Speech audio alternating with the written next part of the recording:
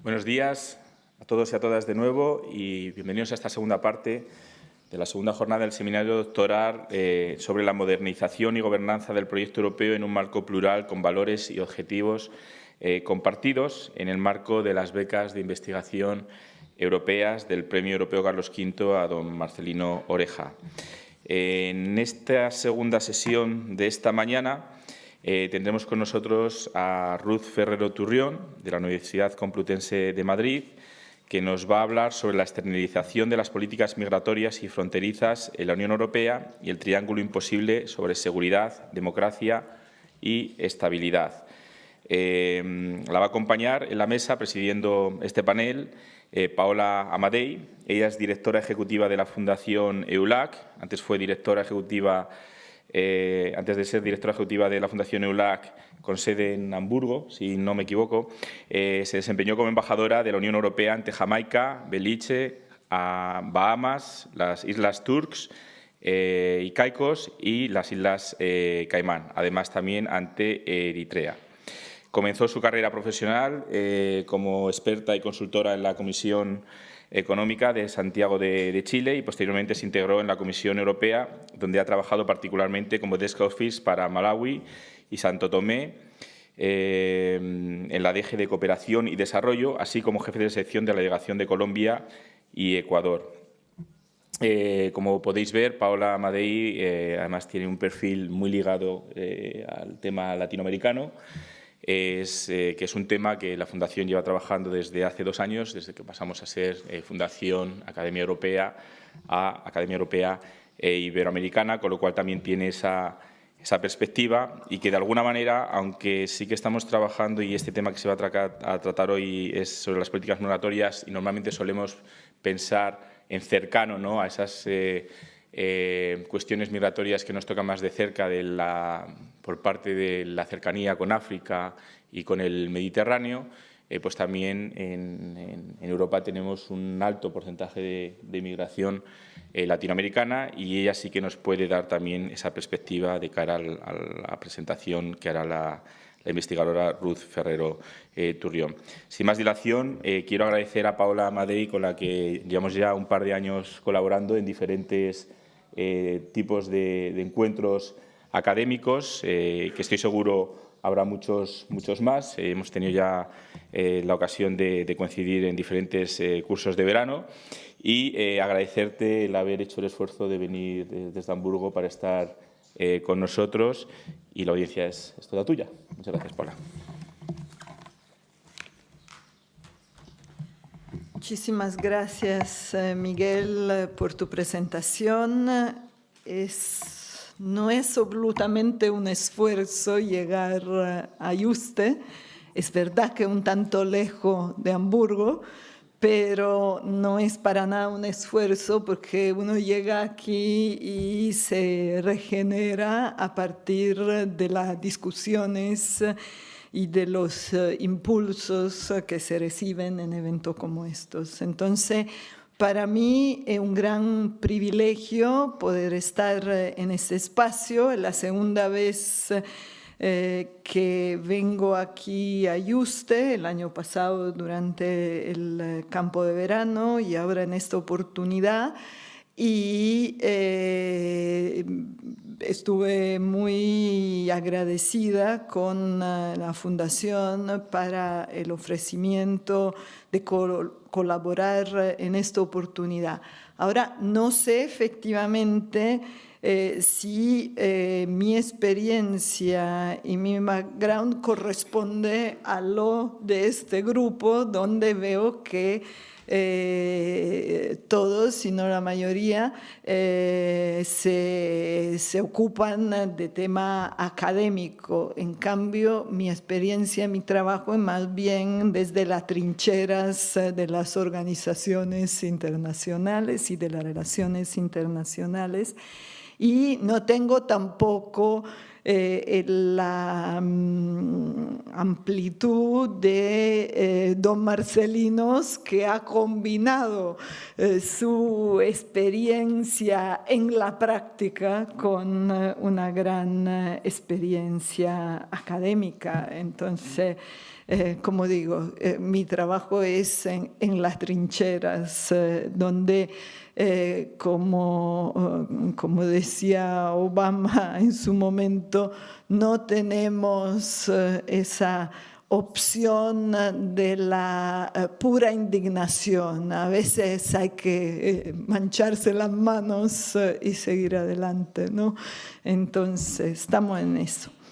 Y ayer y hoy, escuchando las presentaciones y lo intercambio, se me ocurría una frase o una imagen que es de la meglio gioventù, la mejor juventud. Y donde juventud no tiene que ver con la edad, tiene más bien que ver con el espíritu de la juventud. Y fui a buscar la origen de esa palabra, que remonta efectivamente a una colección de poemas de Pierpaolo Pasolini, que escribió en los años 40 y que a su vez se inspiraba de una canción de los soldados italianos durante la Primera Guerra Mundial, porque la mejor juventud era la que se mandaba a la guerra y que finalmente terminaba bajo la tierra. Entonces, durante los años 40, Pasolini escribe esa recolección de poemas que habla de esta juventud que hereda de sus padres o por culpa de la elección de su padre una situación difícil, como puede ser de la guerra, y la juventud de ahora que hereda también una situación con un alto nivel de complejidad y de dificultad, y que sin embargo trata de buscar soluciones. Entonces, quisiera leerle simplemente un pequeño, una poca línea de Pasolini, y siguiendo la inspiración del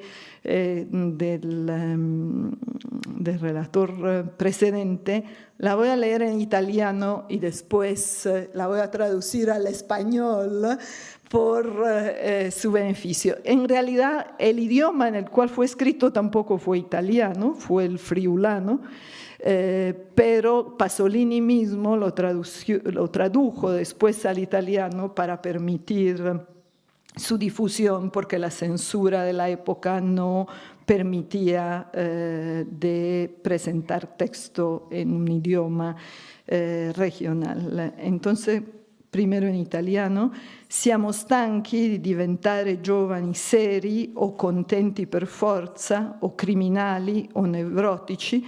Vogliamo ridere, essere innocenti, aspettare qualcosa dalla vita, chiedere, ignorare. Non vogliamo essere subito già così senza sogni.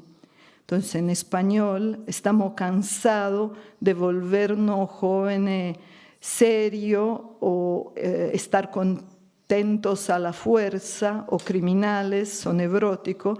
Queremos reír, ser inocente, esperar algo de la vida, pedir, ignorar. No queremos ser inmediatamente ya así sin sueños.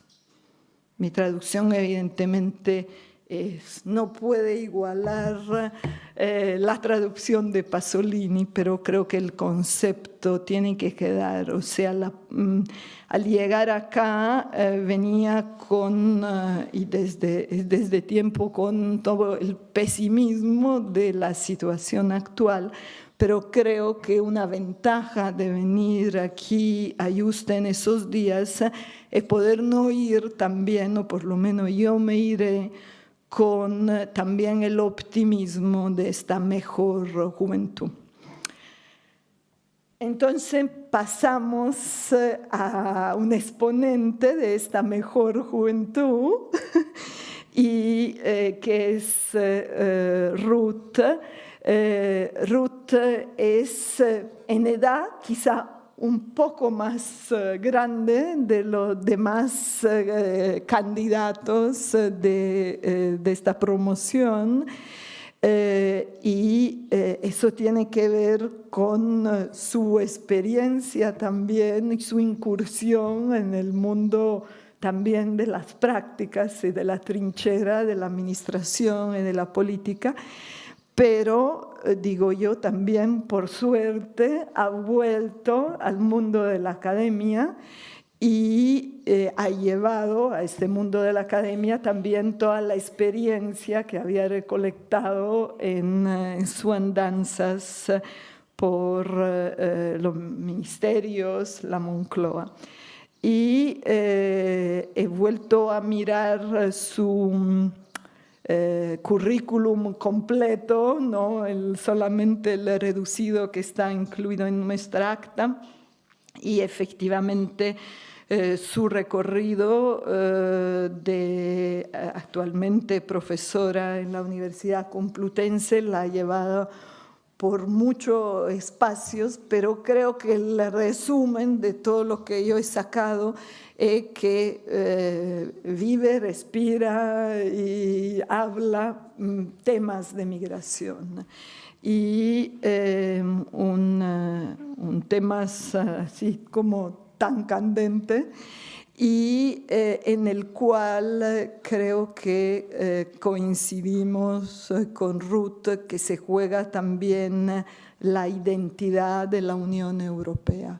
Entonces, es ahí donde es más importante que podamos escuchar y aprender de lo que nos tiene que contar y que ya justo antes también nos presentó Diego.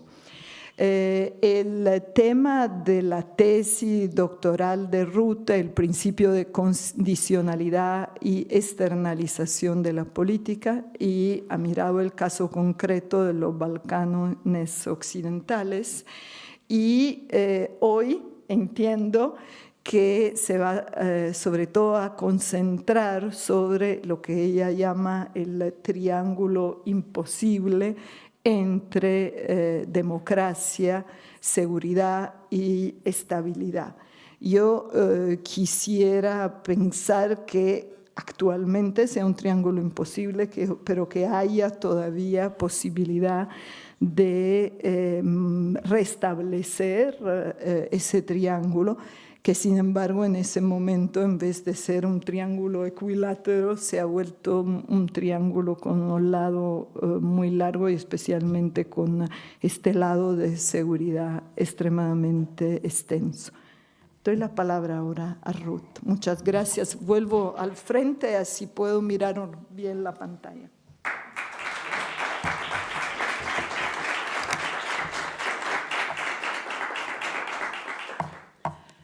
Buenos días a todos y a todas. Muchas gracias. Tengo que agradecer a la Fundación Juste la oportunidad de estar aquí hoy con todos vosotros y con todas vosotras.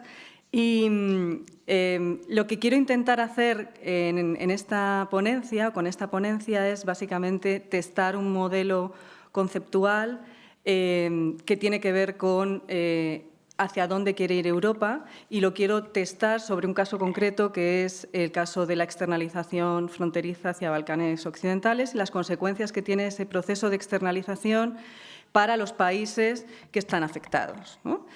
Este modelo es mucho más amplio que lo que voy a mostrar hoy aquí y se basa en una aproximación de círculos concéntricos en torno al centro europeo, que estaría constituido por los estados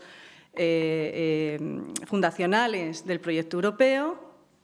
Seguiría un segundo círculo que sería la eurozona, un tercer círculo que serían los estados miembros no pertenecientes a la eurozona.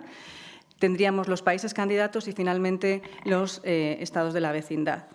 En función de la tesis inicial es que, en función de dónde esté situado cada uno de esos estados, básicamente los niveles de exigibilidad democrática van a aumentar o van a descender en función de la proximidad al centro de atracción, que serían esos 6 estados fundadores. Pero quería empezar, yo soy bastante fan de los mapas, y quería empezar, porque creo que esto nos va a ayudar a entender cuál es la idea que subyace detrás de algunas de las propuestas que están hoy por hoy encima de la mesa en relación con la política exterior de la Unión Europea, vinculadas a migración, pero no solo, los conceptos que se han manejado en términos geográficos y políticos en relación con la idea de Europa. Y me gusta siempre rescatar el mapa de la idea de Alejandro Magno, de hasta dónde llegan los confines de esa civilización, ¿no? Que comienza en Grecia y se va expandiendo, y vemos que se va expandiendo hacia el este. El segundo mapa que he elegido es el del Imperio Romano, y ver cómo ese Mare Nostrum, que baña las costas europeas, pero también las del norte de África y Oriente Medio, era parte de un mismo espacio geográfico y político y económico en el cual todavía podemos encontrar restos en las costas del sur del Mediterráneo, ¿no? Todas las calzadas romanas terminaban en los grandes puertos de Túnez, los puertos de Libia, en los puertos del norte de África. Y aquí voy a dar un salto mortal, porque de ahí paso a la idea de la Unión por el Mediterráneo, que lo mencionó Chiara el primer día. Aquí he puesto el mapa que comprende toda esa expansión, o sea, esa expansión fundamentalmente hacia el sur, de la idea europea y de cómo generar sinergias entre el norte y el sur del Mediterráneo, pero con una peculiaridad: con poco compromiso político, es más bien simbólico lo que tenemos encima de la mesa con la Unión para el Mediterráneo, ¿no? Mal que les pese a algunos. La realidad es que las reuniones son informales, la realidad es que no son vinculantes las decisiones que se toman en el marco de esta Unión para el Mediterráneo, y por lo tanto sí que vemos como simbólicamente hay una expansión de la idea europea hacia el sur y hacia Oriente Medio, pero no se materializa en hechos específicos. Y llegamos finalmente al último mapa, que es el mapa de la política europea de vecindad, que es el que me gustaría que mantuvieran en su cabeza a lo largo de esta exposición. En el mapa pueden ver distintos colores, en función un poco si es vecindad oriental, si es vecindario sur, si es el continente euroasiático con Rusia a la cabeza. Bueno, las relaciones que se establecen en relación con ese núcleo central, que es la zona azul, y los rayos que emanan hacia esas otras regiones cercanas que forman parte de esa política europea de vecindad. Yo quiero decir que a mí me gusta especialmente una definición que hace el profesor Hicks en relación con la Unión Europea, y es ver cómo se articula la Unión Europea, o bien qué es lo que estamos construyendo, ¿no? Siempre se ha hablado de que la Unión Europea era algo desconocido, una novedad, institucional diferente. Hicks plantea que también podría ser catalogada como un nuevo órgano de dominación. Y las características que da en su libro Sistema Político de la Unión Europea básicamente se corresponden en una gran medida con los criterios que ahora mismo tenemos encima de la mesa de la Unión, ¿no? Las áreas en las cuales hay efectivamente un proceso de supranacionalización y en cuáles no, cuál es el dato objetivo de la aportación al PIB europeo por parte de los Estados y hacia dónde se dirimen esos intereses. Hay una propuesta encima de la mesa que se lleva trabajando teóricamente y conceptualmente desde hace ya algún tiempo en relación con la evolución de la política europea de vecindad. Parece que nos hemos dado cuenta que no está funcionando. Ahora explicaré un poco las causas por las que no ha funcionado, y se piensa en una revisión de esa política europea de vecindad hacia algo que se denomina Europa Amplia o Wider Europe, que va más allá de este mapa y que tiene unas implicaciones geopolíticas muy relevantes.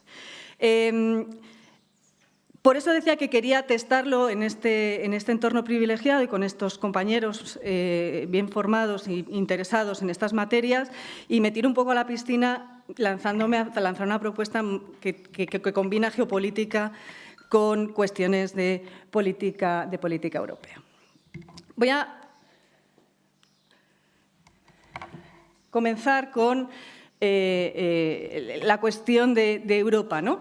¿Qué queremos construir con Europa? ¿Hacia dónde nos queremos dirigir? Esto es algo que ya hemos hablado a lo largo de la primera jornada, la identidad europea, los objetivos que se pretenden alcanzar, y quiero ir de la parte más abstracta a la parte más específica en el caso de la idea de Europa y hacia dónde nos dirigimos. Y creo que el nuevo ciclo político que se abre en este momento es fundamental para determinar hacia dónde nos vamos a ir dirigiendo de manera progresiva. Desde la Europa de vecindad hay estas propuestas de convertir a Europa en una Europa amplia. Esto quiere decir que se expande más allá y con otras características similares, pero un poquito más que profundizan en determinados aspectos que luego mencionaré, hacia lo que ya hemos llamado Europa amplia, Wider Europe, que es un concepto que surge de hace unos años y que se está trabajando de manera sustantiva en el marco de los estudios de la Unión Europea. Se pretende alcanzar la posición de Europa como un nuevo actor geopolítico global. Es algo a lo que aspira la Unión Europea en la actualidad, o supuestamente aspira la Unión Europea en la actualidad. Hemos pasado de querer ser un actor económico potente, con un gran mercado, con grandes dosis de influencia en el mundo, a querer ser un actor geopolítico relevante. De ahí determinadas propuestas concretas que se están poniendo encima de la mesa, como la última, la de crear un ejército europeo autónomo de la OTAN, de los Estados Unidos. Y a partir de ahí intentar generar un polo de atracción como poder global, ¿no? Como una potencia global que pueda ser capaz de competir en todos los ámbitos, en el ámbito tecnológico con China, en el ámbito comercial también con China, porque ese va a ser básicamente el terreno de juego, en el cual se pueda modificar, digamos, la relevancia, el punto de atención geopolítico que tenía la Unión Europea hasta ahora, que era el eje euroatlántico, y poder trasladarlo y cobrar más relevancia en un eje que está cobrando cada vez más importancia, que es el eje Asia-Pacífico, en el cual Europa tiene muy poco que decir, ¿no? Entonces, para poder poner en marcha este proceso de cambio en los distintos ejes, tenemos una cuestión esencial, que es la ausencia de política exterior común. Se ha primado, por encima de todo, los intereses de los Estados miembros. Si nos fijamos en las últimas crisis en África, por ejemplo, no ha habido intervención europea, ha habido una intervención, por ejemplo, de Francia en Malí, pero no hay una organización, no hay un despliegue, digamos, de fuerzas europeas o de efectivos europeos conjuntos en el marco de la Unión. Y esto tiene mucho que ver con las relaciones que se mantienen del periodo colonial y poscolonial con los distintos intereses y las relaciones económicas que no se han roto nunca del todo. Si nos fijamos en los principales colectivos migrantes en los países europeos, nos daremos cuenta de que en gran medida cada uno de los países de la Unión Europea está recibiendo fundamentalmente migrantes procedentes de sus antiguas colonias, ¿no? En números absolutos, incluso en números relativos, ¿no? Pensemos en el caso español. Tenemos una gran cantidad de personas procedentes de América Latina, consecuencia del periodo imperial, pero tenemos también personas procedentes de Marruecos, también consecuencia del periodo colonial. ¿Vale? En el caso del Reino Unido se ve perfectamente, en el caso de Portugal lo mismo, en fin, en el caso de Alemania vemos ucranianos y vemos polacos, que también es su área de influencia natural y de donde fundamentalmente llegan esos colectivos migrantes. Les he puesto una fusión entre la política exterior, política de ampliación y que da como resultado esa política de vecindad. Se trata de intentar de construir en qué consiste esa política de vecindad hasta ahora y hacia dónde se pretende avanzar en ese marco. Tenemos una política exterior que como me decía un maestro, decía, bueno, el problema de la política exterior europea es que ni es política exterior ni es europea. Por lo tanto, tenemos un serio problema porque no tenemos, además, los niveles de compromiso político para avanzar en niveles de integración suficientes. Y también he incorporado la política de ampliación. ¿Por qué? Porque lo que se está intentando en este proceso de creación de Europa amplia es incorporar cuestiones que estaban asimiladas a la política de ampliación, como es el principio de condicionalidad, a los países de la vecindad, con muchas menos cuestiones favorables, porque nunca van a estar sentados en el Consejo Europeo, pero sí con otros beneficios que les distinguen de otros vecinos. Y con eso se estaría creando, se ha creado ya desde la puesta en marcha de esa política de vecindad ese buffer del que les hablaba anteriormente. ¿Cómo es el planteamiento de la construcción de esa Europa amplia? Siempre se ha mantenido, desde el origen de la política europea de vecindad, se ha mantenido que una de las cuestiones fundamentales es Europa siempre ha confiado en 3 cuestiones.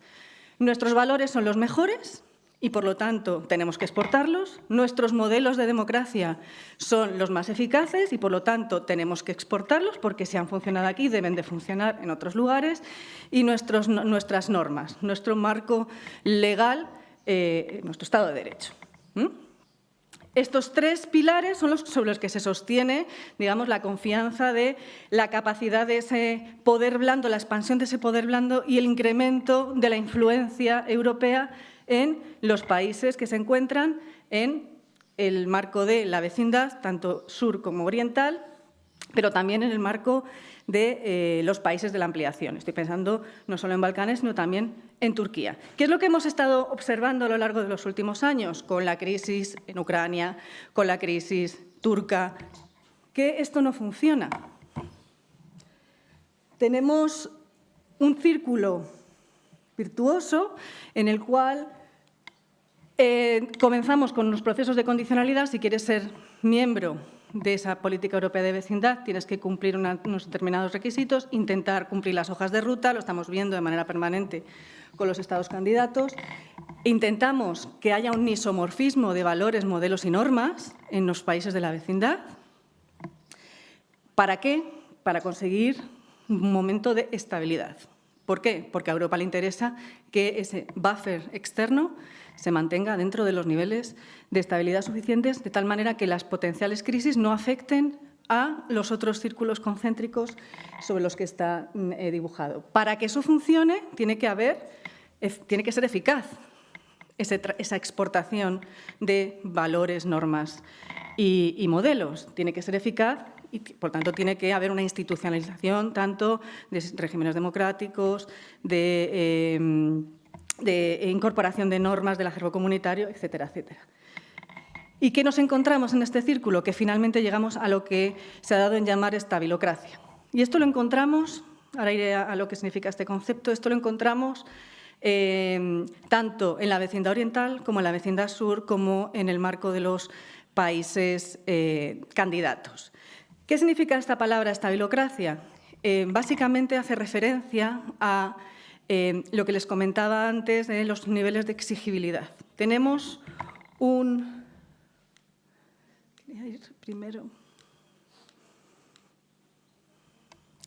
triángulo que denomino triángulo imposible, en el cual hay 3 ejes sobre los que está operando esa política exterior: la estabilidad, la democracia y la seguridad, sobre el pivote de la condicionalidad. ¿Vale? En ese triángulo que comentaba antes Paola, que tiene un lado más largo que el resto, igual podríamos hablar incluso de un triángulo isósceles, en el cual la estabilidad y la seguridad tienen los lados mucho más largos que la democracia. ¿Por qué? Por los niveles de exigibilidad de instituciones democráticas, de implantación de regímenes democráticos, son mucho menos exigentes a medida que nos alejamos del núcleo central de la Unión. Es decir, eso quiere decir que el principio de condicionalidad es menos exigente a medida que nos alejamos del centro. Y vuelvo donde lo había dejado. En estabilocracia, ¿qué significa? La mezcla básicamente entre estabilidad y seguridad. ¿Qué es lo que está sucediendo en muchos de los países que se encuentran en la vecindad? Se está priorizando, básicamente, que se mantengan regímenes que pueden ser de corte semiautoritario, autoritario, con tendencias a las democracias iliberales, concepto que no le gusta a nuestro colega Mateo, pero que utilizan recursos precisamente favorecidos por esa debilidad institucional en la que se encuentran estas jóvenes democracias, o no tan jóvenes, pero con poca solidez institucional, para poder poner en marcha regímenes de corte de autoritarismo electoral o como queramos llamarlo, ¿no? Y eso es algo que estamos viendo en muchos de estos estados. Estoy pensando en el caso de Serbia, por supuesto en el caso turco o en el caso ucraniano, ¿no?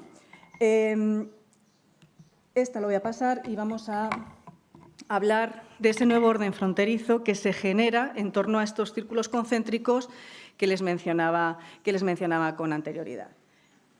El nuevo orden fronterizo que se plantea es, por un lado, la creación de fronteras en las cuales… A ver, ¿cómo funcionaba esto?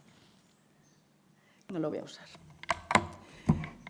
En las cuales se utiliza la política fronteriza como separación de las distintas comunidades nacionales. Hay, como ustedes saben, desde la caída del muro y desde el fin de la Guerra Fría, hay nuevas reclamaciones estatales y de unidades subestatales para poder conformar estados-nación, que surgen primero con la caída del muro, con la nueva conformación de nuevos estados nacionales, pero que con el transcurso del tiempo hemos visto que también se han reproducido en otras geografías del ámbito europeo. Y luego nos encontramos con lo que he denominado un control defectuoso de los flujos migratorios. ¿Y por qué hablo de un control defectuoso de los flujos migratorios? Precisamente porque todos los ámbitos de la política migratoria parecen que convergen solo en un ámbito, que es la política de control fronterizo. Y eso es una falacia, porque básicamente es solo una de las patas que desarrollan la política migratoria general.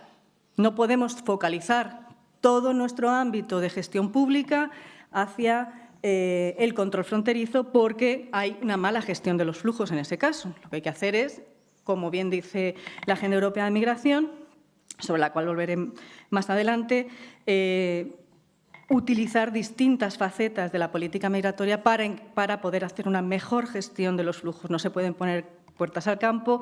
La eficacia del refuerzo del control fronterizo se ha visto cómo ha funcionado, es operativa.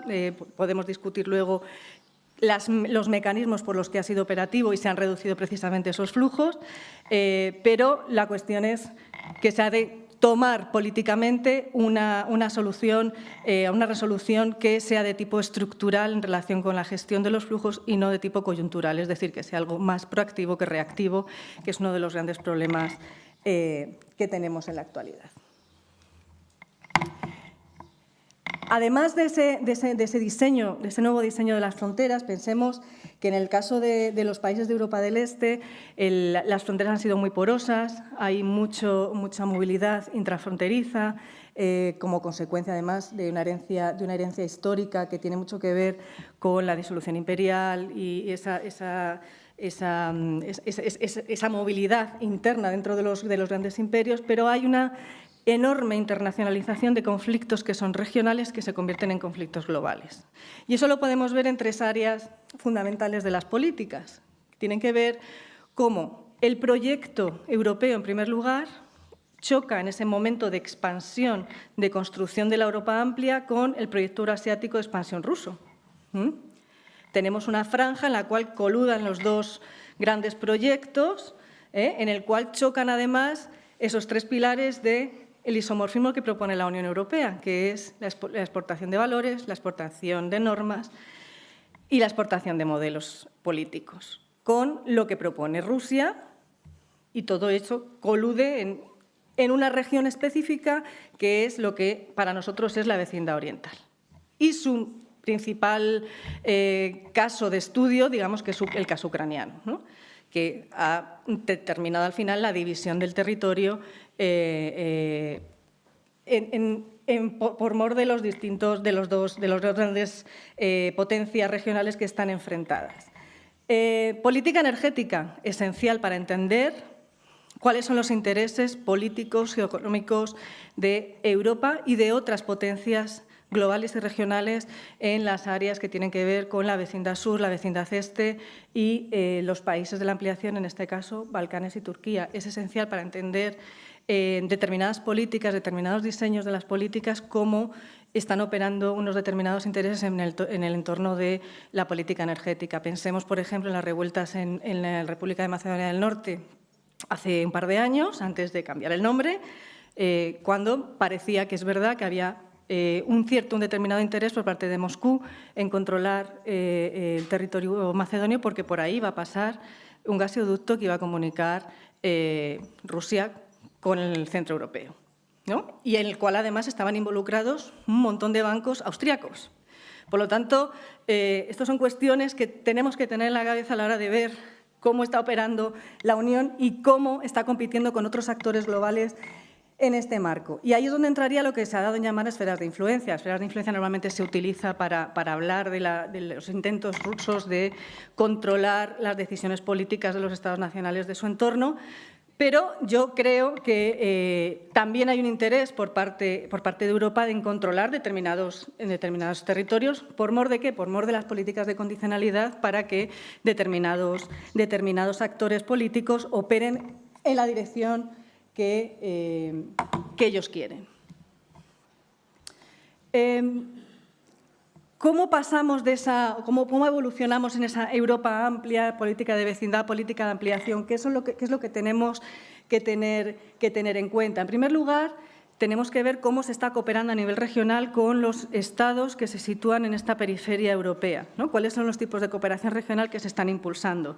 Vemos en esta transformación de la política europea de vecindad cómo se intenta, sobre todo, que haya una mayor colaboración sectorial. ¿En qué sectores? En los sectores que tienen que ver con el libre cambio de mercancías, con apertura de esos nuevos marcos económicos que permitan abrir zonas de libre cambio para poder incrementar y facilitar esa movilidad en el transporte, en el intercambio de mercancías. Tenemos también la política energética, la política de transportes, el mercado único digital, podría seguir la lucha contra las ciberguerras, la justicia criminal, es decir, una implicación más allá de la perspectiva europea hacia los estados de la vecindad europea, pero con una plena incorporación dentro de las 4 libertades del mercado único.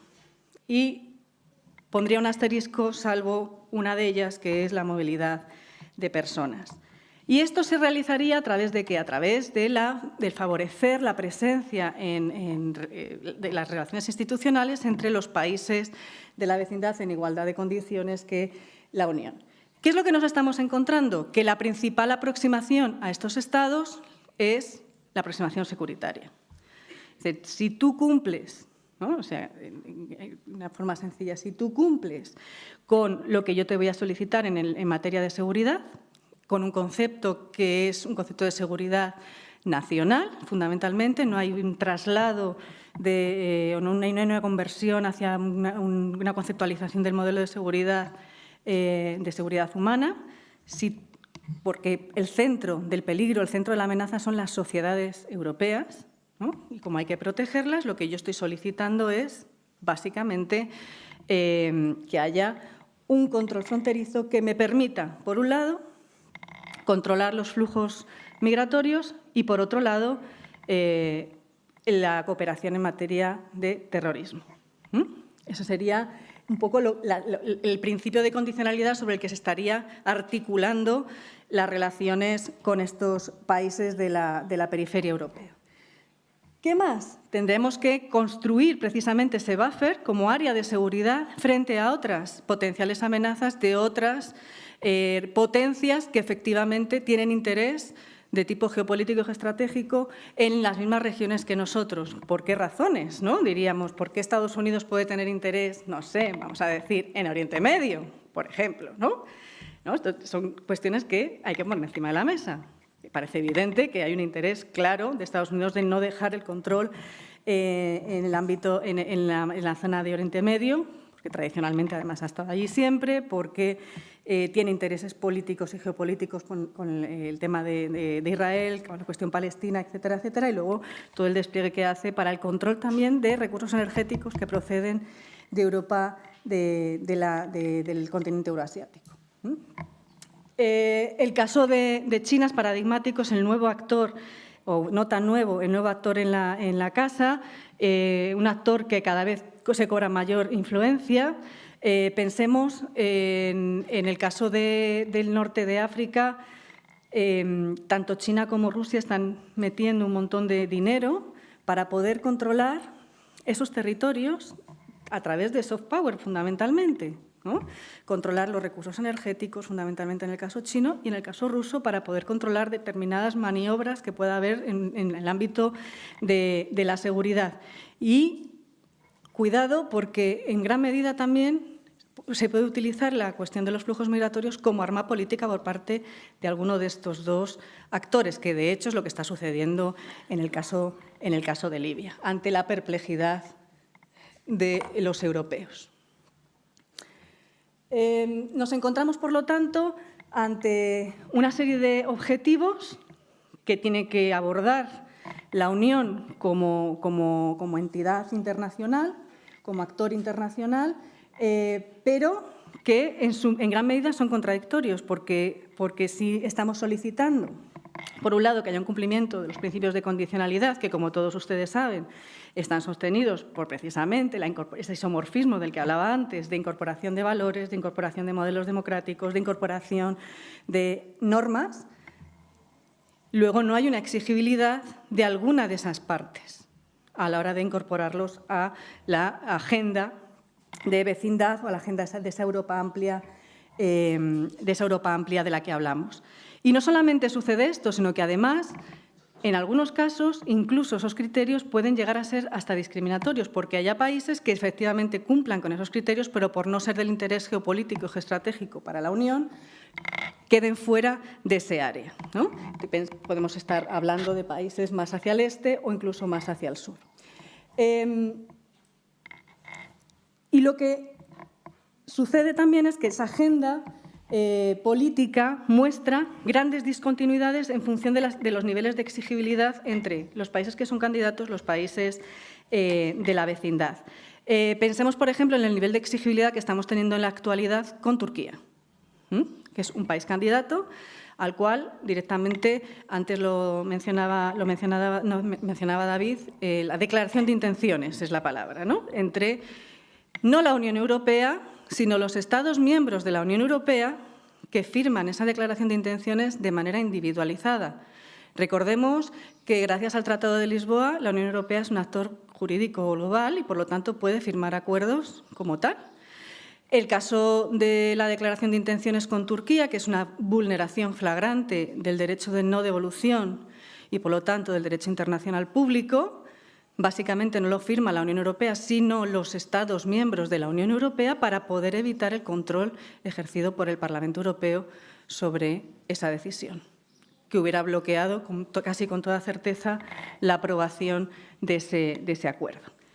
Por lo tanto, tenemos esas discontinuidades en las cuales se beneficia a determinados actores no en función de los principios de condicionalidad, sino en función de cuestiones que tienen que ver con la seguridad interpretada como seguridad nacional y como cualquier amenaza que pueda afectar a nuestras sociedades occidentales. ¿Cuáles son las características de esta Europa amplia?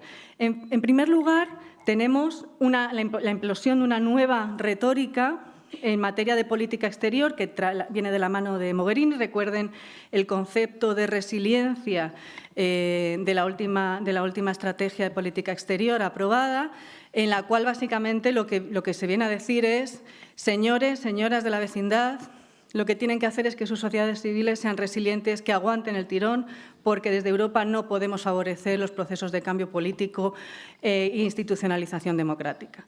Pero eso sí, vamos a poner fondos para la cooperación regional. ¿Con qué objetivo? Básicamente, para que ustedes protejan nuestras fronteras, es decir, con el objetivo de la externalización fronteriza, no solo en relación con flujos, sino con otro tipo de amenazas que también utilizan las mismas rutas. Si estamos trabajando sobre esa creación de una nueva idea europea, de esa identidad europea, significa que tiene que haber inclusión. Pero, claro, tenemos un problema. Tenemos el problema de que no sabemos qué somos en Europa, ¿no? El otro día el ministro Borrell contaba una anécdota interesante de las reuniones del Consejo de Asuntos Exteriores, que, claro, dice, yo hablaba con mi colega polaco y me decía, claro, es que mis dos referencias, decía el polaco, mis dos referencias como identidad nacional son Estados Unidos y el Papa. Y claro, decía él, claro, pero es que mis dos referencias son que gracias a la Iglesia hubo un régimen dictatorial en España y Estados Unidos me encontré rodeado de bases militares durante precisamente ese periodo dictatorial. Por lo tanto, la Iglesia y Estados Unidos apoyaban un régimen autoritario y en el caso de Polonia lo ven como una redención democrática, ¿no? ¿Cómo construimos sobre esos mimbres identitarios, ¿no?, que son tan opuestos y que es muy difícil tender puentes referenciales entre los distintos actores que están incorporados? ¿Cuál es ese modelo de apertura, de inclusión político en el cual tenemos que trabajar, ¿no?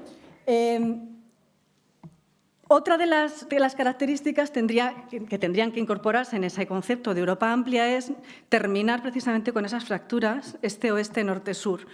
Veremos cómo el caso de la política migratoria es paradigmático en este sentido. Para aquellos que trabajéis este tema, es un caso muy interesante precisamente porque las fracturas norte-sur en materia migratoria son muy anteriores a las que han aparecido o supuestamente aparecido en el caso de las fracturas este-oeste.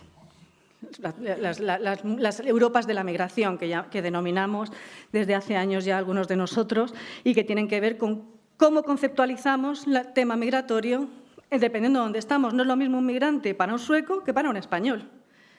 No es lo mismo un migrante para un danés que para un italiano. Cuando estamos sentados en un Consejo Europeo, lo que estamos viendo precisamente es que la representación simbólica del migrante es muy discrepante a pesar de que estemos usando el mismo vocabulario. ¿Por qué? Porque normalmente países del sur han sido países de tránsito hacia los países centroeuropeos que se han hecho cargo de las cargas y los costes de la política de integración y de asilo, mientras que los países del sur tradicionalmente, esto está cambiando, pero tradicionalmente han sido vistos como países de tránsito en los cuales sí que hacía falta una primera inversión en ayuda de emergencia para la recepción de las personas que estaban llegando, ¿vale? Y por último, sí que estamos observando que en esa Europa amplia volvemos a recomponer o a recuperar esa visión eurocéntrica en relación con la periferia. Nuestro modelo de valores sobre el que hemos construido Europa es el que es bueno. Los vuestros no son buenos. El modelo democrático que hemos construido es el bueno. Los vuestros no son adecuados. Nuestro modelo normativo es el más adecuado porque se ajusta a lo dicho en las Cartas de Naciones Unidas. Los vuestros no son los buenos. Por lo tanto, si queréis aproximarnos a nosotros, tenéis que copiar lo que hemos hecho en Europa, porque somos fantásticos, ¿no? Y esta es un poco la aproximación que se hace en relación a esta cuestión. Tenemos dos opciones en este punto. Si queremos efectivamente ser ese actor global... ¡Uy, ya me queda voz! Ese actor global... para el tiempo. Ese actor global, podemos utilizar dos aproximaciones, efectivamente. Ir hacia unos programas de cooperación regional que efectivamente cumplan con esos principios de condicionalidad hasta el último extremo, o, por el contrario, hacer una aproximación securitaria que rompe radicalmente con todo el marco normativo, todo el marco legal y todos los criterios de condicionalidad que se han intentado aplicar en el marco de... Esto me lo voy a saltar porque si no, no veo el caso. Para un poco ilustrar este marco, que, como he dicho, intenta ser una aproximación y espero feedback al respecto, la verdad. Quería testarlo precisamente con el caso de los países de los Balcanes, que son candidatos a la Unión, y sobre todo para ver cuál ha sido el impacto precisamente de esos procesos de externalización y cuál ha sido la relación entre la Unión Europea, o vamos a decirlo de otra forma, entre algunos de los países de la Unión Europea con los países de los Balcanes, porque básicamente ha sido una relación de tipo intergubernamental regional. Lo mencionaba antes David, Juncker llega a la presidencia de la Comisión y dice no va a haber más ampliaciones, aunque luego veremos que hay un cambio discursivo en algunos de los debates sobre el Estado de la Unión. Encontramos tanto fatiga de la ampliación, por tanto, del lado de la Unión Europea, como fatiga reformista por parte de los Estados de los Balcanes. No me da tiempo a hacer una contextualización de este tema, pero, vamos, básicamente ha habido una serie de hojas de ruta que han sido lanzadas por parte de la Unión, de la Comisión, para que esos Estados pusieran en marcha procesos de cambio institucional, en los cuales, por ejemplo, Teresa ha participado y bueno, se han ido cumpliendo algunos de esos requisitos en la agenda de la ampliación, primero para poder llegar a ser candidatos, segundo para abrir negociaciones, que en eso estamos, que todavía no hemos abierto. Esta fatiga de la reformista, por un lado, junto con la fatiga de la ampliación, de otro lado, ha hecho que todas esas promesas procedentes de la Unión Europea desde Tesalónica no se hayan cumplido. Con esto se ha juntado una crisis económica que tiene que ver con la crisis de la eurozona, rescate griego, problemas en el sur europeo, junto con una crisis social en el cual ha habido un incremento de los movimientos sociales que se han rebelado contra determinadas políticas austeritarias en el caso económico y que han dado como lugar un incremento también del euroescepticismo y de una mayor presencia institucional de los partidos de extrema derecha. Por último, tenemos una crisis institucional que también, como decía, voy a citarlo otra vez, el ministro Borrell decía, es verdad que ha sido una crisis institucional sin precedentes, pero también ha sido una tabla de salvación para unificar y reforzar los lazos entre el resto de los 27, con lo cual podemos intentar incluso sacar alguna cosa en positivo de este sube y baja del Brexit, que supongo que nos hablará Poli mañana. Y, por último, la crisis en la vecindad, Ucrania. ¿Cuál va a ser la relación con Rusia? Sería la otra cuestión. ¿Cuáles han sido las respuestas? De esto ha hablado antes David, así que no redundaré en el tema. Sí que me hubiera gustado profundizar un poco, pero básicamente lo que hago es una descripción de los distintos pasos que se han puesto, las distintas medidas que se han adoptado en el marco de la Unión para poder abordar de manera, digamos, no demasiado exitosa la crisis de gestión de los refugiados. Por favor, no hablemos nunca más de crisis de refugiados. No es una crisis de refugiados. Los refugiados siempre están en crisis. Es una crisis de gestión de refugiados, una crisis humanitaria, como queráis, pero nunca más una crisis de refugiados, porque no lo es, y mucho menos una crisis europea, como alguien apuntó antes. ¿Cuáles han sido las consecuencias de todas estas crisis sucesivas y que se ven como culminadas con esa llegada masiva de personas a las fronteras europeas, en las cuales no es que los reglamentos de Dublín no funcionen, que también lo había dicho Chiara el otro día, sino que no estaban preparados para gestionar la cantidad de instancias de resolución de expedientes, ¿no? Aparte de pues las peculiaridades. ¿Con qué nos hemos encontrado? Con cierre de las fronteras Schengen en el marco de la Unión. Tanto Bélgica, cuando desmantelan la jungla en Francia, y Bélgica dice, ¡puf!, cierro fronteras, y ahí siguen cerradas. Hungría es frontera exterior. Aquí no se ha dicho mucho del cierre de la frontera exterior húngara, que sigue el modelo, por cierto, español en el sur. De hecho, compran las vallas en una empresa en Córdoba, con lo cual estamos fomentando las pymes también en el marco de esta Europa, ¿no?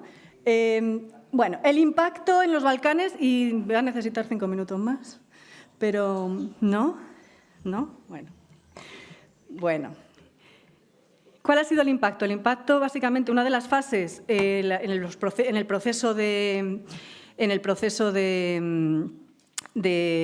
gestión de la crisis fue la puesta en marcha de conferencias con países terceros, de tal manera que se produjera, por un lado, una fuerte inversión en tema financiero, pero también de control de fronteras, de externalización. El primero de ellos fue con Balcanes Occidentales. Recordemos, en el año 15 y es aquí donde me quiero detener un poquito más, tenemos la crisis en el Mediterráneo central, tenemos Libia, se cierra Libia. Recordad aquella frase de Cameron que decía: yo mando lo que sea, 2 buques de guerra, pero que no me lleguen al Reino Unido, ¿no? Que haya un despliegue militar, ¿no? Porque la tendencia en el marco de la política migratoria es externalizar, militarizar, criminalizar, ¿no? La ayuda humanitaria, ¿no? Que sería como la última fase. Tenemos, por tanto, cierre de la frontera libia, cierre de la frontera húngara y un bloqueo de un montón de personas en Serbia y en la República de Macedonia del Norte. ¿Qué es lo que está sucediendo en ese momento? Está sucediendo que en el marco europeo se está reelaborando una nueva lista de países seguros, porque sin esa lista de países seguros no se puede trabajar con los países de Balcanes, ni con Turquía, que es el siguiente paso. Primero es Balcanes, luego es Turquía, luego son los países africanos, acordaros, Cumbre de la Valeta. Tenemos las medidas adoptadas en Balcanes, vais a formar parte de los países de seguros y, por lo tanto, cualquiera de vuestros ciudadanos va a poder ser repatriado sin mayor consulta a su país de origen, ¿no? Esto genera en una región en la que siempre ve demorada esa apertura de negociaciones de adhesión como una bomba nuclear, ¿no? Sobre todo cuando estamos viendo que hay liberación de visados, no para todos los estados de Balcanes, pero sí para algunos, y por lo tanto lo que nos estamos es pegando un tiro en el pie, porque lo que nos vamos a encontrar es que con esa liberalización de visados estas personas van a cruzar a la Unión Europea y van a entrar en situaciones de irregularidad sobrevenida por la caducidad de esos visados. Hay una reunión que es, como decía, de carácter intergubernamental, regional, porque no participan todos los estados de la Unión. De hecho, Mogherini ni se la ve en esa reunión. Por lo tanto, estamos, de nuevo, operando sobre una cuestión que es una política de externalización migratoria, en la cual se está prometiendo a estos estados sobre el principio de condicionalidad: haced bien los deberes, que luego aceleraré. Algo que parece, a la luz de los últimos acontecimientos de esta semana, de ayer mismo, va a seguir paralizado el tema de la ampliación. Pero esas son las promesas con las que se está jugando en este caso. La Agenda Europea de Migración del año 15. La Agenda Europea de Migración del año 15 es una agenda que no es que surja de la nada y en el momento de la crisis. Es una agenda en la cual la Comisión venía trabajando desde hace un par de años y que coincide con ese espasmo, digamos, de la llegada de un importante número de personas a la Unión. En esa Agenda Europea de Migración, porque he de decir que en el triángulo institucional europeo la Comisión en el ámbito migratorio es la más progresista de todos, o al menos seguro del Consejo Europeo, se plantean varias posiciones en relación con la política europea de migración. No solamente se deja todo al control de fronteras, sino que también se centra en apertura de vías de acceso legal a los mercados de trabajo europeos y a políticas de integración, que serían los dos pilares que faltan en este ámbito. Y se me acaba el tiempo. No voy a hablar de los argumentos de la Comisión porque os lo leéis, para defender la incorporación de estos países como Estados seguros. Básicamente, haciendo un resumen, es prácticamente todos sois candidatos a la Unión Europea. Para poder tener el estatuto de candidato tenéis que cumplir una serie de requisitos y, como los cumplís, es evidente que no vais a necesitar que se os dé el asilo. Esto es una reacción en cadena. Comienzan a haber modificaciones de las leyes de asilo y refugio, especialmente en los países centroeuropeos, que eran los que habitualmente recepcionaban estas cuestiones. Voy a pasar directamente a las conclusiones, a las consecuencias. Las he dividido en 3 grupos, voy a necesitar 5 minutos para las conclusiones.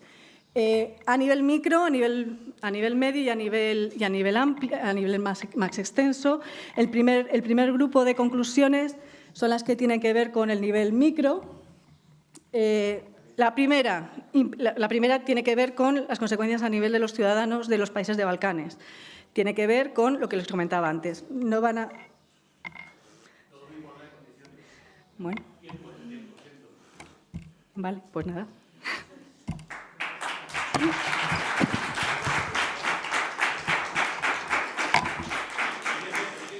Sí.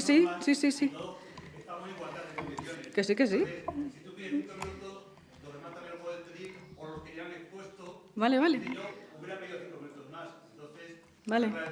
Vale.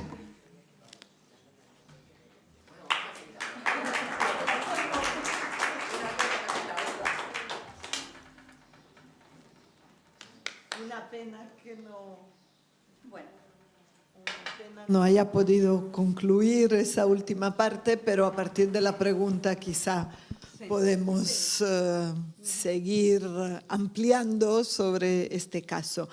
Le voy a dar inmediatamente la palabra. Lo que yo leo en todo eso también es una erosión de la capacidad de la Unión Europea a proyectar sus valores más allá aún de los vecinos hacia los países terceros, que es lo que se percibe ahora muy claramente entre los países que más frecuento, que son los países de América Latina y Caribe. Entonces, una dificultad en la Unión Europea seguirse presentando como un modelo que propone valores. Sí. ¿Preguntas? Don Marcelino, ¿le voy a prestar? No. No, como quiera. Bueno, yo he escuchado a Ruth con un enorme interés. Más pegado, sí. Pero hay una cosa que quería decirle. Me parece que ha dicho en un momento determinado que había un cansancio de ampliación.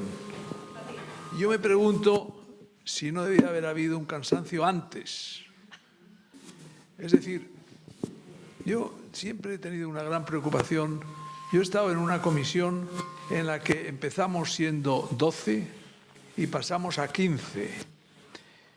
Los que ingresaron entonces, como Austria, como Suecia, como Finlandia, no plantearon problemas y por consiguiente no se notó mucha diferencia de 12 a 15. Yo ya me marché de la comisión en el año 2000. Pero esa multiplicación que se ha hecho, esa apertura que se ha hecho, era conveniente.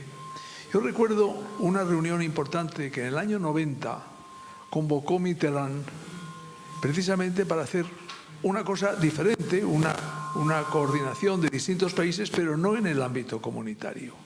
En el ámbito comunitario ha habido una precipitación que yo creo que es absolutamente negativa, porque son países que no reúnen las condiciones. Eso de los ritmos diferenciados de integración, pero ¿cómo se hace eso?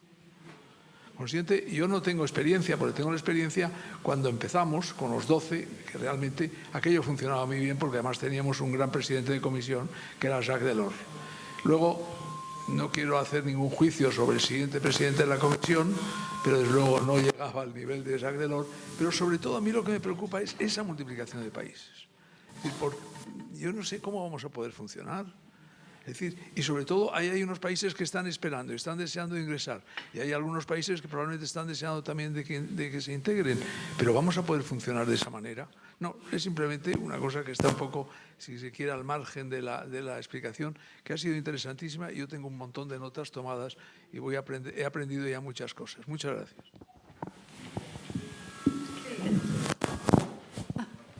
Sí, a ver. Bueno, voy a aprovechar que estoy en el turno de preguntas para decir una de las conclusiones que no he podido decir antes, y es que básicamente que la dejación de la Unión Europea en el marco de competencias en el marco de Balcanes hace posible que haya una crisis de percepción de presencia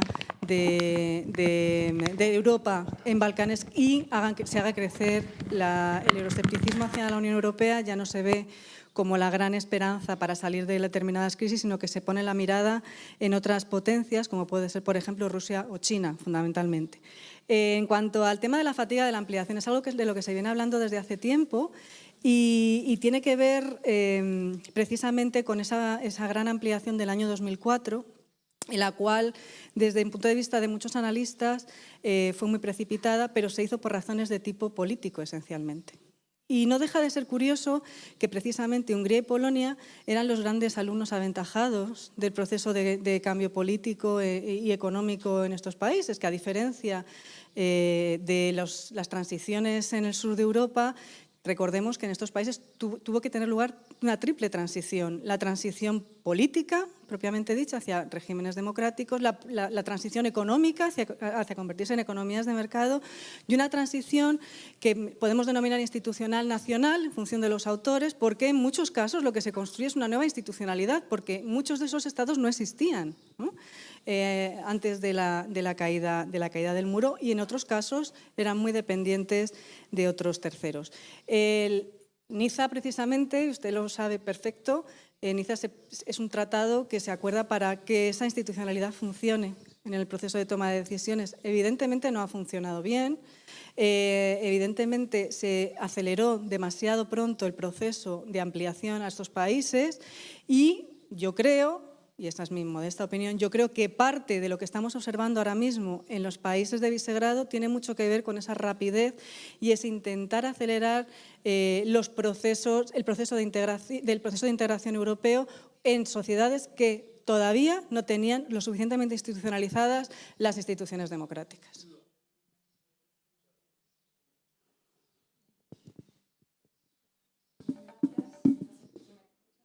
Minuto, ¿no?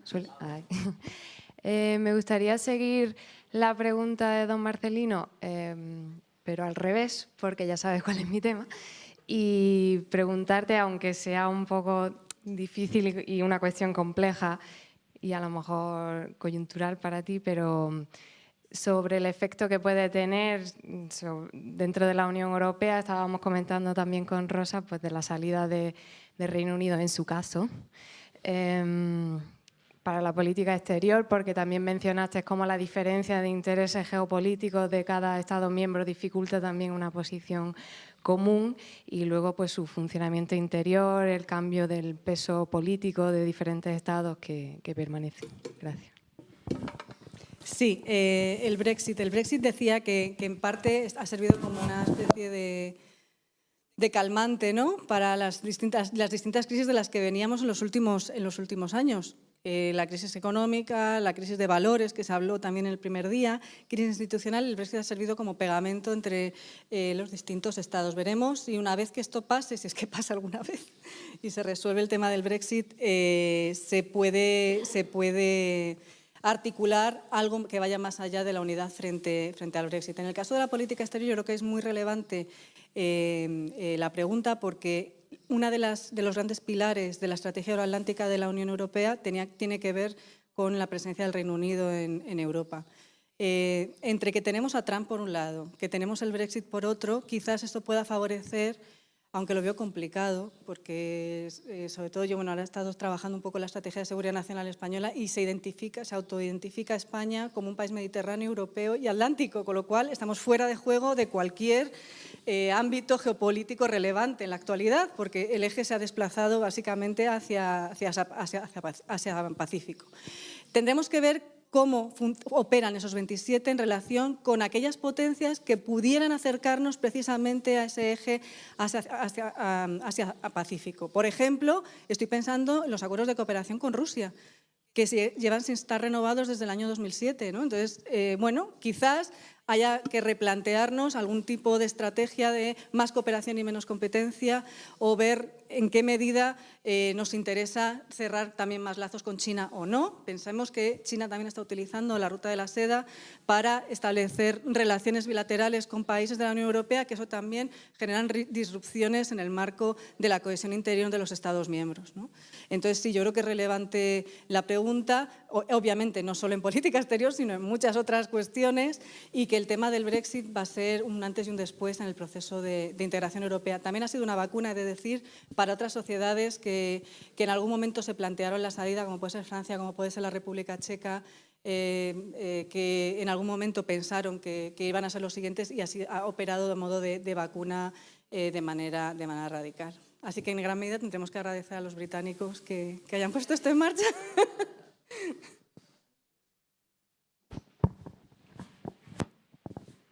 Sí, muchas gracias. Ha sido muy interesante la ponencia y mi pregunta va en la línea de un supuesto que hay detrás de tu enfoque que a mí particularmente me gusta mucho, la geopolítica.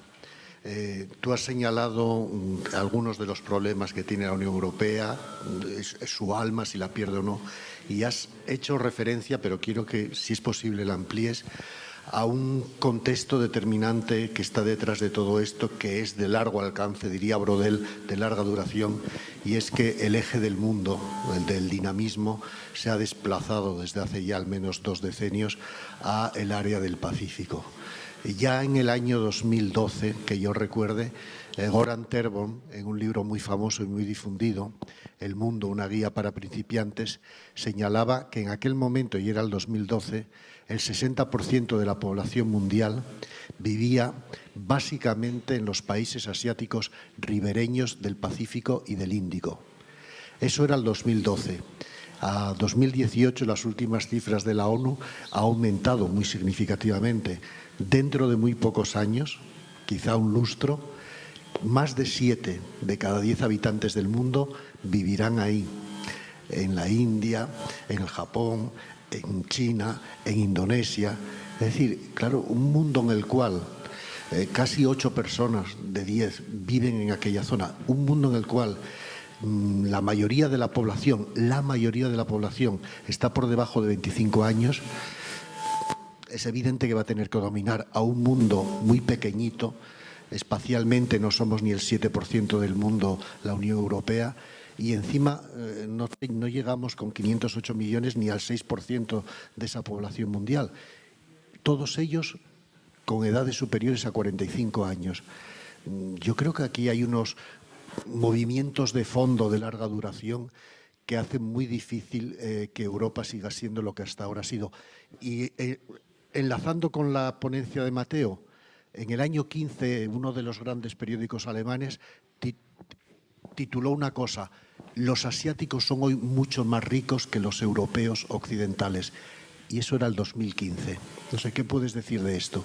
Bueno, a ver, el eje Asia-Pacífico no es mi especialidad, pero algún dato tengo por otro tipo de razones. Es verdad, el eje se desplaza hacia Pacífico. Eso es parte también. Esto Trump es muy consciente de que el eje se ha desplazado, y lo que está intentando es recuperar parte del terreno perdido frente a China. De ahí las sanciones a Huawei en las últimas semanas, ¿no? No tiene nada más que ver que con esto.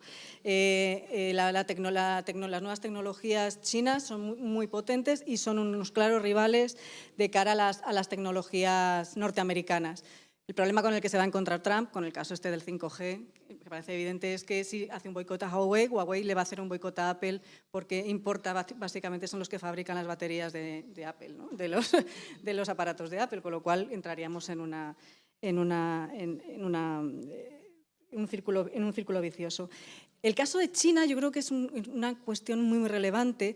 Precisamente es verdad, enlazando con lo que comentaba ayer Mateo y con lo que comentaba yo hoy en relación con estos círculos concéntricos de exigibilidad. Es verdad que yo no llego hasta China porque me quedo en lo que es la vecindad, pero si nos fijamos no hay ningún tipo de pudor en relación con el caso chino, precisamente por la fortaleza comercial y económica que tiene, la innovación que está aportando a las nuevas tecnologías, la incapacidad a la que estamos asistiendo por parte de la Unión Europea de generar una industria propia, autónoma, ¿no? Con algunas pequeñas excepciones, pero en las que yo creo que hay que trabajar, y eso es uno de los grandes temas ahora mismo en Europa, cómo generar innovación tecnológica frente a estos gigantes como son Estados Unidos o China, pero es un país que, sin ser una democracia, ha conseguido crear el mayor porcentaje de clase media del mundo. en el año 2025 se estima que va a haber 500 millones de personas en China que van a ser clase media. Es un país que ha revertido el 90% de la pobreza desde finales de los años 70. Esto quiere decir que los niveles de consumo se están disparando y cada vez efectivamente vamos a asistir a sociedades que van a ser mucho más ricas y en las cuales nosotros nos estamos quedando cada vez más alejados. Y no hay un planteamiento político ni geopolítico de fondo en el marco de los consejos europeos, por supuesto, pero ya tampoco dentro de los Estados miembros no hay. Estamos siempre con la mirada corta, las luces cortas, no las luces largas en el medio y largo plazo en relación al papel que quiere jugar Europa en el marco global, ¿no? Había un profesor italiano, Antonio Cántaro, que él hablaba ya hace bastante tiempo de la Europa potere, ¿no? ¿Cómo quiere Europa conseguir ser una Europa potencia? ¿Nos es necesario seguir intentando exportar valores como arma, digamos, de influencia o vamos a necesitar algo más, ¿no? Yo creo que hay algo que ha cambiado. Bueno, Ruth, muchísimas gracias por tu intervención, que ha sido, bueno, como ves, 45 minutos, son muy cortitos para, evidentemente, describir y desarrollar todo el percurso y todo el trabajo que hay detrás, que vamos a exponer aquí. Tengo diferentes preguntas, pero bueno, me voy a limitar a 2 y luego pues las otras ya te las haré en privado, vaya. La primera, ¿crees que uno de los posibles fallos de la política europea de vecindad sea como una incoherencia entre la política europea de vecindad y la política europea de seguridad común? Si tú crees que es así, ¿por qué esta incoherencia y por qué hay esta incoherencia? Segundo, has hablado de un pasaje desde la política europea de vecindad hacia un modelo amplio, ¿no? Me gustaría saber si no crees que es como una derrota de los cambios, un cambio en los principios por los cuales se construye la política europea de vecindad. Sí y sí.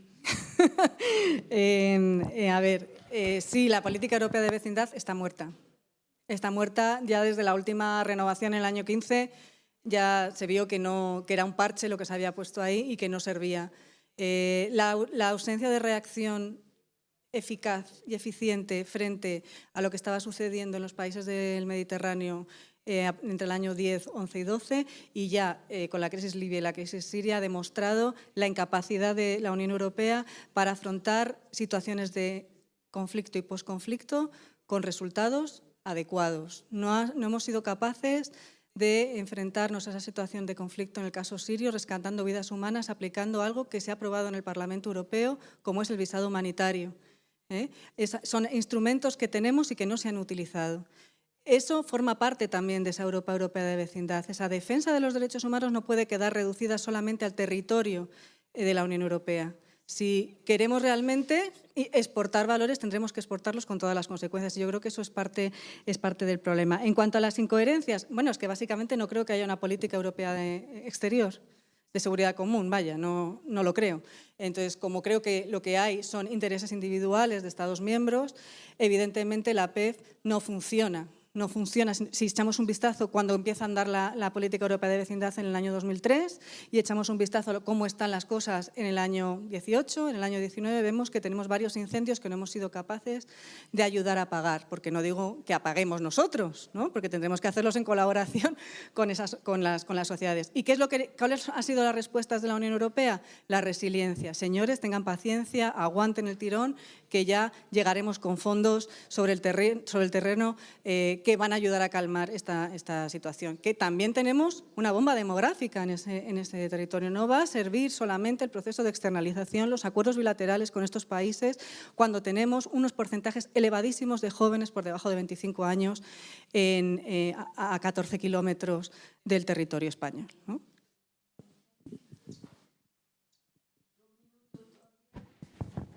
Well, I will try to go quite fast. I'm sorry I didn't see all the presentation. I think it was very interesting as you started with the main question of Alexander the Great, where is the border of Europe? It's also funny that yesterday at our dinner we were talking about this question with another Alexander, with Alejandro Key. And it's interesting when you mentioned trinomial democracy, stability and security, and that you today are trying to consider this issue in terms of migration policy and crisis, but there are so many other factors that are involved in this triangle. So today we talk about migration, so I was wondering if or not in your contribution you had something also another factor, because you mentioned all the geopolitical network that around us as Europe, so probably you might mention them at the beginning, I don't know, I didn't read your paper.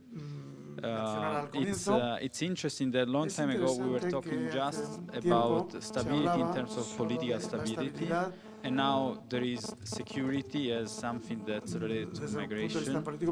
So if you can add more factors in terms of what already influenced the stability of European democracies, not just a migration crisis, at least in your introduction, I think that could be useful, because today it's the perception of the people that's very related to the pressure of the migration wave, but tomorrow could be something completely different. Mañana podría ser algo distinto.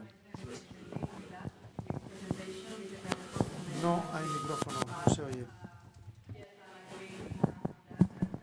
El micrófono no se puede interpretar.